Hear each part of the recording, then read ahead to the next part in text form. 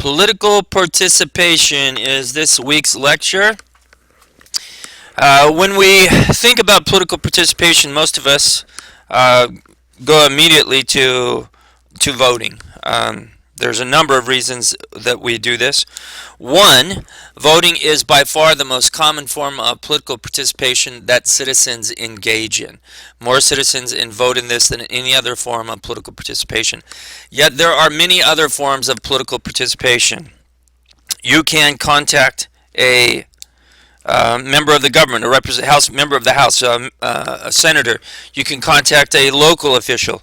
You can run for office yourself. You can engage in campaigning for a candidate. You can donate to a candidate.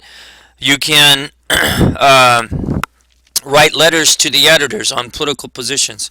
So there are many different things you can do to engage in political participation, but voter turnout is, for the average American, by far the most common.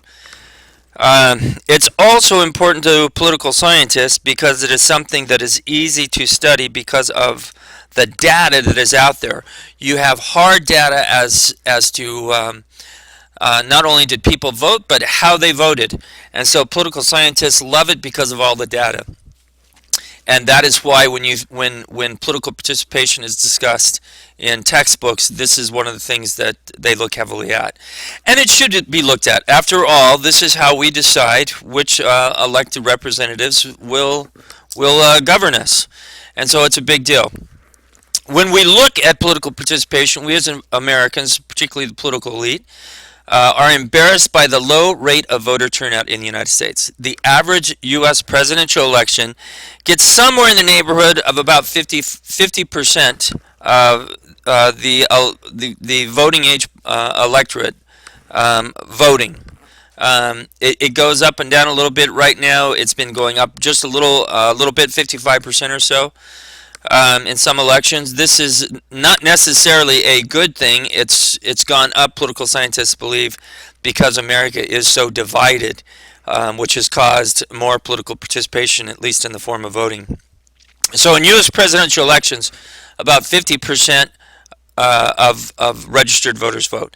In European primary elections, 80% of the electorate votes. So you can see why the embarrassment here. We are the oldest, the world's oldest surviving democracy, but yet in presidential elections, only about half of the population votes, voting age population votes. When it's not a presidential election, this goes down even further. In some state and local elections, you have voter turnout rates as low as 30%. And so you can see that this is problematic for a democracy where you don't even have a majority of voters voting on any particular issue or candidate. Now, one of the reasons that Europeans may have such a higher voter turnout rate than the United States does is because they vote only once every 4 to even 5 years. In parliamentary systems, there is a window of when when they can call for elections, and so the political party in power will call for an election when it's at the most advantageous time for their party to secure re-election. There's a window that they have, 3 to 5 years that they can do that. In America, we vote every year. Every year, we're either voting for state issues, local issues. Every 2 years, we vote for members of the House and some members of the Senate. And every 4th year, we vote for President of the United States. In those off years, we have primary elections. And so we're really voting every year, and we vote not just on one issue like they do in European parliamentary systems. They vote for which party they want to rule. But in the United States, we vote for candidates. We vote for ballot initiatives. We vote for state and local and federal officials. So not only do we vote for far many more issues than they do in Europe. Here's a chart that comes straight out of your book. You can see in column A that the turnout as a percentage of the voting age population. Austria this year had 89.3%. You go down to the United States there at the end, and 52.6% in this presidential election. So you see here the difference, pretty marked difference. United Kingdom, France, New Zealand, all these close in the 80s, and then you get up to Norway and West Germany and beyond, and you get into the upper 80s, and that's how it is. But you come over to column B, and the United States goes from dead last to a respectable 86.8% of the voters voting. So what's the difference here? The way they compute voter turnout in Europe is by those who are eligible to vote, meaning those who are registered. In the United States, the way we compute voter turnout is those who are eligible to vote by age, whether or not they are registered.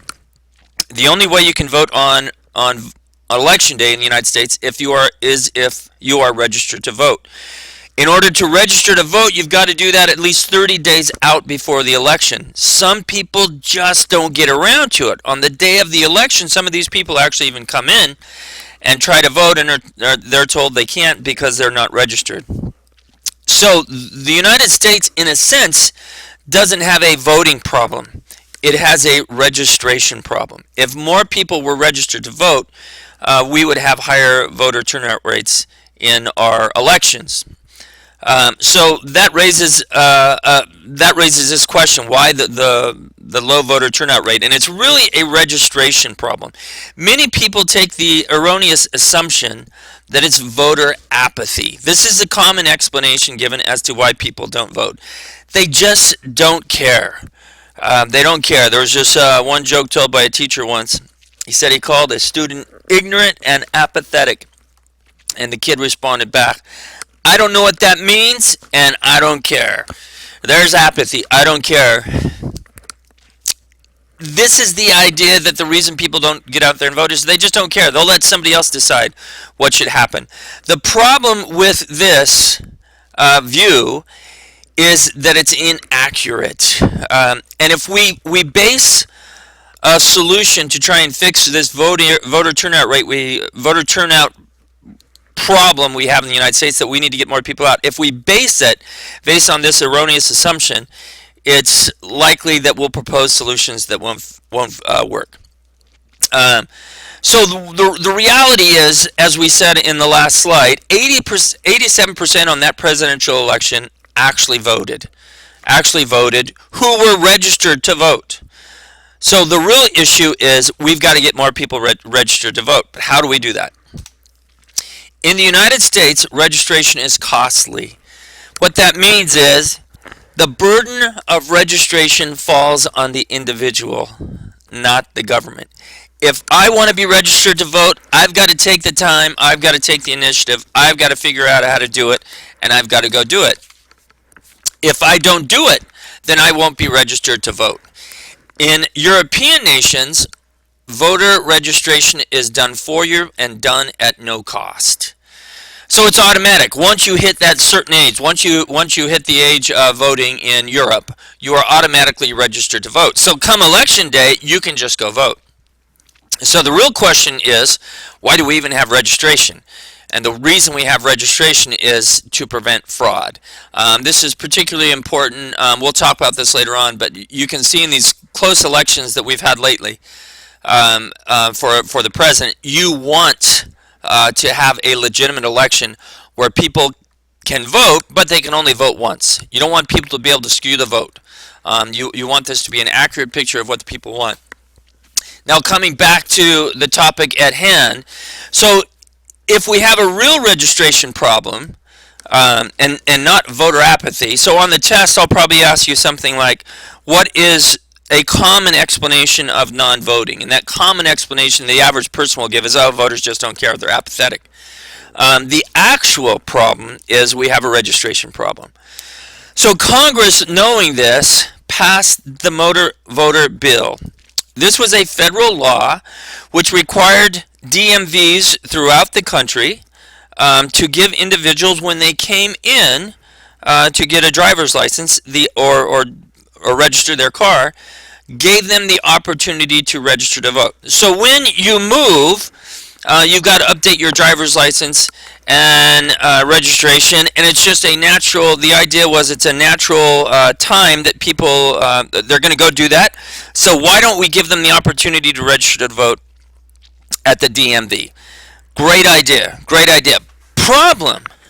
Who is going to whose advantage is this going to be? What do we mean by that? Who is it going to support more? The Democrats or the Republicans? And so Democrats believed, as well as did Republicans, Democrats believed that more of the individuals who were not registered to vote were poor, and therefore, if they just got registered to vote, they would support the Democratic Party. So they were they were in favor of this motor voter bill. Republicans believe the same thing. They believe that poor people who would support the Democratic Party were not registered to vote, and therefore they opposed it. 90% of Republicans opposed it, 95% of Democrats supported it. But at the time, Democrats were in power, and the bill passed. I went too far, sorry. So who actually, no, I didn't go too far. Here's the part you need to know. Who actually, and this isn't on the slide, but it's going to be a test question. Who actually benefited from this? Who actually benefited was Republicans. What happened was registration occurred more heavily in the South. And as you learned from last week's lecture, in the South is more heavily conservative. And so when this registration occurred in the South, it was Republicans who ended up benefiting because the South votes more conservatively in nature. There you have it. And that example illustrates why it is so hard to reform something in the United States. Both the Democrats and the Republicans are afraid to do anything which may hurt them and benefit their opponent. And so generally what happens is nothing. They just want to leave the status quo. That will give those individuals who are already in the government the opportunity to stay there because nothing's changing.